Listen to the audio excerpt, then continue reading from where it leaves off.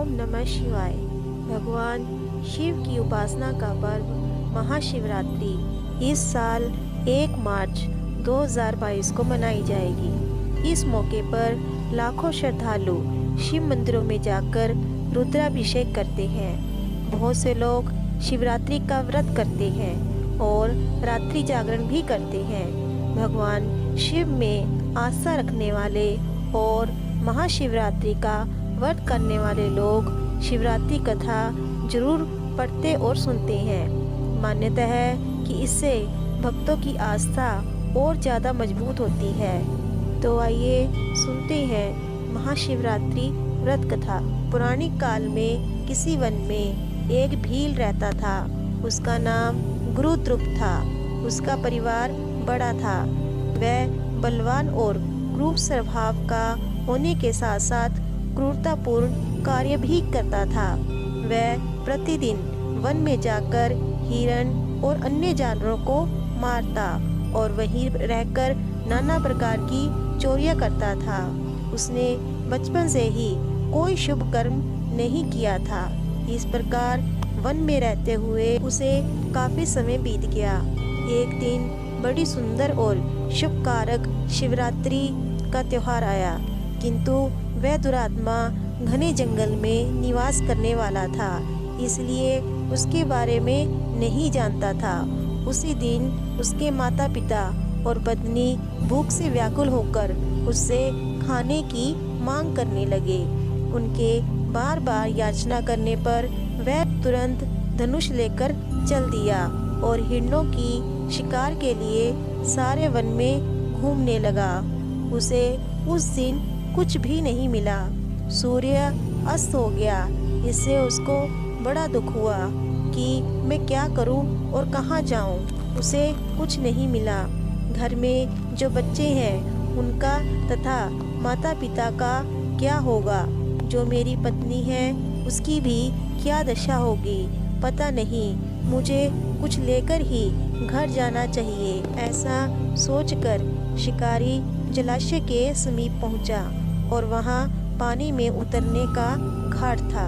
वहां जाकर खड़ा हो गया और मन ही मन विचार करने लगा कि कोई ना कोई जीव पानी के लिए अवश्य आएगा। उसी को मारकर उसे साथ लेकर जाऊंगा। ऐसा सोचकर वह शिकारी बेल के पेड़ पर चढ़ गया और वहीं जल साथ लेकर बैठ गया। उसके मन में केवल यही चिंता थी कि कब कोई जीव आएगा और कब मैं उसे मार लूंगा। इसी प्रतीक्षा में भूख प्यास से पीड़ित वह वहां बैठा रहा। इस तरह काफी रात हो गई। जब रात का पहला पहर प्रारंभ हुआ तभी वहां एक प्यासी हिरनी आई, जिसे देखकर उसे काफी हर्ष हुआ और उसने तुरंत ही उसे मारने के लिए धनुष पर बाण का संधान लिया। ऐसा करते हुए उसके हाथ के धक्के से थोड़ा सा जल और बिल पत्र नीचे गिर पड़े। नीचे शिवलिंग था, उसके बारे में वह नहीं जानता था। इस तरह से जल और बिल्व पत्र से शिव की प्रथम पहर की पूजा संपन्न हो गई। उस पूजा के महत्व से उस शिकारी का बहुत सा पाप नष्ट हो गया। उधर वहां होने वाली खड़खड़ाहट की आवाज को सुनकर हिरनी ने भय से ऊपर की ओर देखा। शिकारी को देखते ही वह व्याकुल हो गई और बोली, तुम क्या करना चाहते हो? मेरे सामने सच सच बताओ। हिरनी की बातें सुनकर शिकारी ने कहा, आज मेरे परिवार के लोग भूखे हैं, अतः तुमको मारकर मैं उनकी भूख मिटाऊंगा और उन्हें तृप्त करूंगा। शिकारी का वह दारुण वचन सुनकर तथा दुष्ट भील को बाण ताने देखकर हिरनी सोचने लगी कि अब मैं क्या करूं, कहां जाऊं। अच्छा कोई उपाय सोचती हूं। ऐसा विचार कर हिरनी बोली, शिकारी मेरे मांस से तुमको सुख होगा। इस अनाथकारी शरीर के लिए इससे अधिक महान पुण्य का कार्य और क्या होगा। उपकार करने वाले प्राणी को इस लोक में जो पुण्य प्राप्त होता है उसका 100 वर्षों में भी वर्णन नहीं किया जा सकता। परंतु इस समय मेरे बच्चे मेरे आश्रम में ही हैं। मैं उन्हें अपनी बहन को अथवा स्वामी को सौंपकर लौट आऊंगी। तुम मेरी इस बात को मिथ्या ना समझना। मैं फिर तुम्हारे पास लौट आऊंगी, क्योंकि सत्य से ही धरती टिकी हुई है, सत्य से ही समुद्र अपनी मर्यादा में स्थित है और सत्य से ही निचरों से जल की धाराएं गिरती रहती हैं और सत्य में ही सब कुछ स्थित है। हिरनी के ऐसा कहने पर शिकारी ने उसकी बात नहीं मानी। तब उसने अत्यंत भयभीत तथा विस्मित होकर वह बोली, शिकारी, मैं तुम्हारे सामने ऐसी शपथ खाती हूँ जिससे फिर जाने पर मैं अवश्य तुम्हारे पास लौट आऊंगी। ब्राह्मण यदि वेद बेचे और तीनों काल संध्या वंदन ना करे तो उसे जो पाप लगता है, पति की आज्ञा का उल्लंघन करके शुभेच्छा अनुसार कार्य करने वाली स्त्रियों को जिस पाप की प्राप्ति होती है, किए हुए उपकार को ना मानने वाले, भगवान शंकर से विमुख रहने वाले तथा विश्वासघात और छल करने वाले लोगों को जो पाप लगता है, उसी पाप से मैं भी लिप्त हो जाऊं। यदि मैं लौटकर ना आऊं तो इस तरह अनेक शब्द खाकर हिरनी चुपचाप खड़ी हो गई। तब उस शिकारी ने उस पर विश्वास कर कहा, अच्छा, अब तुम अपने घर को जाओ। जब हिरनी बड़े हर्ष के साथ पानी पीकर अपने आश्रम मंडल में गई, इतने में ही रात का पहला पहर शिकारी के जागते जागते बीत गया। तब हिरनी की बहन दूसरी हिरनी, जिसका पहली ने स्मरण किया था, उसकी राह देखते हुए जल पीने के लिए वहां आ गई। उसे देखकर भील ने बाण को तरकस से खींचा और ऐसा करते समय पुनः पहले की तरह शिवलिंग पर जल और बेलपत्र गिरे। उसके द्वारा महात्मा शंभू की दूसरे पहर की पूजा संपन्न हो गई। यद्यपि वह प्रसंग वश ही हुई थी, तो भी शिकारी के लिए सुखदायिनी हो गई। हिरनी ने उसे बाण खींचते देखकर पूछा, वनिचर, यह क्या करते हो? शिकारी ने पूर्ववत उत्तर दिया, मैं अपने भूखे कुटुंब को तृप्त करने के लिए तुझे मारूंगा। यह सुनकर हिरनी बोली, मेरा देह धारण करना सफल हो गया, क्योंकि इस अनित शरीर के द्वारा उपकार होगा, परंतु मेरे छोटे छोटे बच्चे घर में हैं, अतः मैं एक बार अपने स्वामी को सौंप दूं, फिर तुम्हारे पास लौट आऊंगी। हिरनी की बात सुनकर शिकारी बोला, मुझे तुम्हारी बात पर विश्वास नहीं है, मैं तुम्हें मारूंगा, इसमें संशय नहीं है। शिकारी की बात सुनकर हिरनी भगवान विष्णु की शपथ खाते हुए बोली, शिकारी, मैं जो कुछ तुम्हें कहती हूँ उसे सुनो। यदि मैं लौट कर ना आऊँ तो अपना सारे पुण्य हार जाऊँ, क्योंकि जो वचन देकर पलट जाता है वह अपने पुण्य को हार जाता है। जो पुरुष अपनी विवाहिता स्त्री को त्याग कर दूसरी स्त्री के पास जाता है, वैदिक धर्म का उल्लंघन करके कपूल कल्पित धर्म पर चलता है, भगवान विष्णु का भक्त होकर भगवान शिव की निंदा करता है, माता पिता की निधन तिथि को श्राद्ध आदि न करके उसे सूना बिता देता है तथा मन में संताप का अनुभव करके अपने दिए हुए वचन को पूरा करता है। ऐसे लोगों को जो पाप लगता है वह मुझे भी लगे, यदि मैं लौट कर ना आऊँ। हिरनी के ऐसा कहने पर शिकारी ने कहा, जाओ। उसके बाद हिरनी जल पीकर हर्षपूर्वक अपने आश्रय को गई। रात का दूसरा प्रहर भी शिकारी के जागते जागते बीत गया।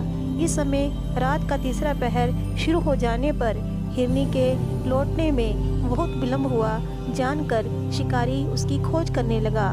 जल के मार्ग में एक हिरण को देखा, वह बहुत हृष्ट-पुष्ट था। उसे देखने के बाद शिकारी को बहुत हर्ष हुआ और वह धनुष पर बाण चढ़ाकर हिरण को मारने को उद्यत हुआ। ऐसा करते समय प्रारब्धवश कुछ बेलपत्र और जल शिवलिंग पर गिरे। उसके सौभाग्य से शिवजी जी की तीसरे पहर की पूजा संपन्न हो गई।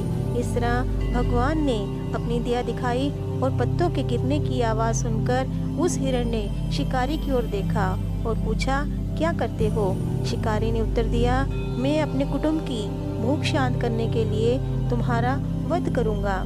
शिकारी की बात सुनकर हिरण के मन में बड़ा हर्ष हुआ और वह तुरंत बोला, मैं धन्य हूँ, मेरा हष्ट-पुष्ट शरीर होना सफल हो गया, क्योंकि मेरे शरीर से आप लोगों की तृप्ति होगी।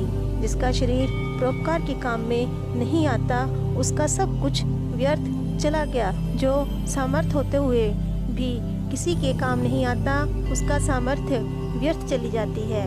वह परलोक में नरकगामी होता है। परंतु एक बार मुझे जाने दो, मैं अपने बालकों को उनकी माता के हाथ सौंपकर और उन सबको धीरज बंधाकर लौट आऊंगा। उसकी ऐसा कहने पर शिकारी मन ही मन बड़ा विस्मित हुआ।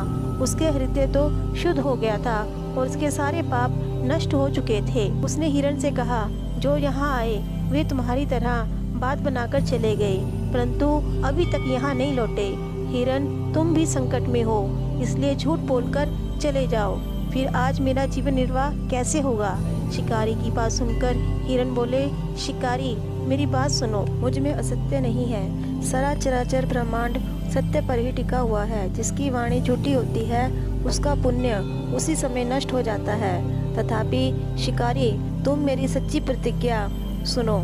संध्या काल में मैथुन तथा शिवरात्रि के दिन भोजन करने से जो पाप लगता है, झूठी गवाही देने से और द्रोहर को हड़प लेने तथा संध्या न करने से द्विज को जो पाप लगता है, वही पाप मुझे भी लगे यदि मैं लौट कर न आऊं। जिसके मुख से शिव का नाम कभी नहीं निकलता, जो सामर्थ्य रहते हुए भी दूसरों को उपकार नहीं करता, पर्व के दिन श्रीफल तोड़ता तथा शिव की पूजा किए बिना और भस्म लगाए बिना भोजन कर लेता है, इन सब का पाप मुझे लगे यदि मैं लौटकर ना आऊं। उसकी बात सुनकर शिकारी बोला, जाओ शीघ्र लौटना। शिकारी के ऐसा कहने पर हिरण पानी पीकर चला गया। वे सब अपने आश्रम में मिले। तीनों ही प्रतिज्ञाबद्ध हो चुके थे। आपस में एक दूसरे के वृत्तांत को भली भांति सुनकर सत्य के पास से बंधे हुए उन सब ने निश्चय किया कि हमें वहां जाना चाहिए। इस निश्चय के बाद बालकों को आश्वासन देकर वे सब वहां जाने के लिए उत्सुक हो गए। उस समय जेठी हिरनी ने अपने स्वामी से कहा, स्वामी, आपके बिना बालक यहाँ कैसे रहेंगे? प्रभु, मैंने ही पहले वहाँ जाकर प्रतिज्ञा की है, इसलिए केवल मुझको ही वहाँ जाना चाहिए। आप दोनों यही रहें। उनकी बात सुनकर छोटी हिरनी बोली, बहन, मैं तुम्हारी सेविका हूँ, इसलिए आज मैं शिकारी के पास जाती हूँ, तुम यहीं रहो।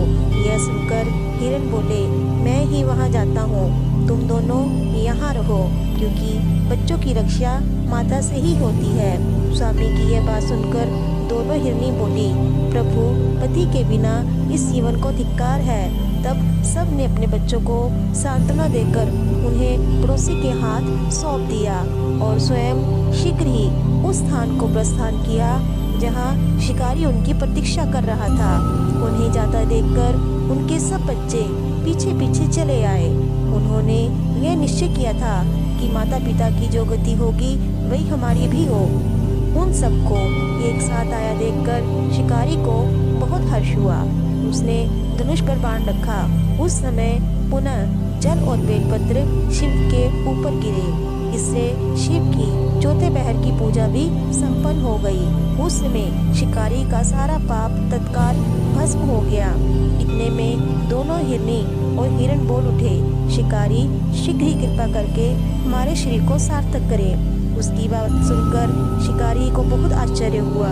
शिव पूजा के प्रभाव से उसको दुर्लभ ज्ञान प्राप्त हो गया। उसने सोचा, ये हिरण ज्ञानहीन पशु होने पर भी धन्य है, जो ज्ञानहीन होकर भी अपने शरीर से परोपकार करना चाहते हैं।